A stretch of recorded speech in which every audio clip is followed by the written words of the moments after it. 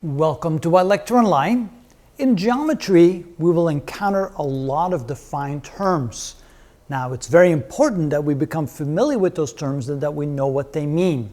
So, what do we even mean with a defined term? Well, a defined term is a means of explaining or clarifying what something is using words that we already know.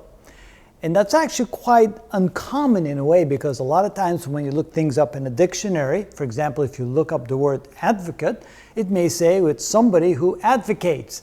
Well, if I don't know what advocate means, then of course I won't know what an advocate is. So here what we're doing is we're going to be able to clarify or define terms using familiar things that we already know, and that's how we build up one after the other and begin to understand all the various terminology and definitions that we use in geometry. So starting with the definition we saw in the previous video about line, now we're going to take a look at what a line segment is. And a line segment is basically a piece of a line, a section of a line.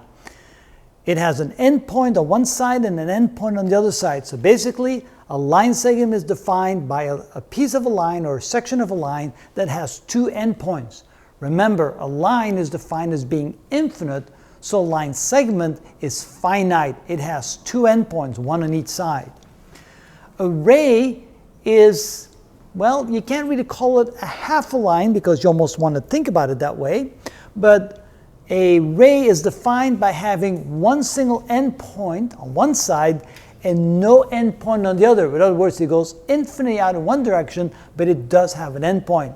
Now, if you were to say, how long is a ray? The answer is, well, it's infinite, because if it's infinite in one direction, it's going to be infinite.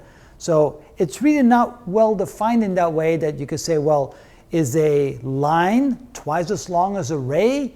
Not really, because they're both infinite. The difference is that the line is infinite in both directions, and a ray is only infinite in one direction, and it's finite, so to speak, or it has an endpoint in the other direction.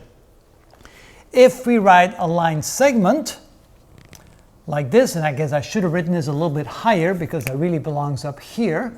So a line segment indicates the 2 points that the line goes through, the endpoints basically, and then with a little line on top, so that's indicating what a line segment is. But if you want to indicate a ray that continues in one direction and has an endpoint on the other direction, we don't draw an arrow here, but we do draw an arrow there, and the arrow should indicate the point on the side where it goes on forever. Now we could have what we call opposite rays. Now opposite rays emanate from the same point on the line. So here we have a line. It goes infinite in both directions. We have a point on the line called C, and then we have two additional points, A on the left side and B on the right side. We can think of two rays emanating from this point C, one that goes into the direction to the left and one that goes in the direction to the right. So the ray starting from C, going through A and infinitely on further down to the left can be expressed like this. Starting point C, A is on the point further away from C in the direction of travel or the direction that the ray points to and goes infinitely far in that direction. CB is the ray that starts at C but now is pointing in the opposite direction, infinitely going in that direction. And we have the point B on that ray there. And so when you can see that we have now two rays, one that goes to the left, one that goes to the right, they both start from the point C, those are called opposite rays. So CA and CB are therefore called opposite rays. And then we have the interesting thing about intersection. We could have two lines that intersect, or we can have two planes that intersect. Well, when we intersect two lines, we end up with a single point. When we intersect two planes, we end up with a line. And here's graphically an example of that. Here are two lines, and of course, what I probably should do is draw little arrows on the ends of the lines that indicates those lines go on forever. Otherwise, I would have line segments. And where they meet, where they cross, where they intersect, that's where you find a single point.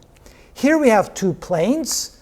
They don't need to be perpendicular as long as they're not parallel. If they're not parallel, they're going to meet somewhere. Wherever they intersect, that's where you're going to have a line. Of course, if the planes are infinite, then the line where they cross, where they intersect, will be infinite as well. So that's the definition of two lines intersecting or two planes intersecting. We either end up with a point or we end up with a line. And those are some additional definitions or terms that are defined with common words that we're familiar with, so we can gain the understanding in what they actually mean. And that's how it's done.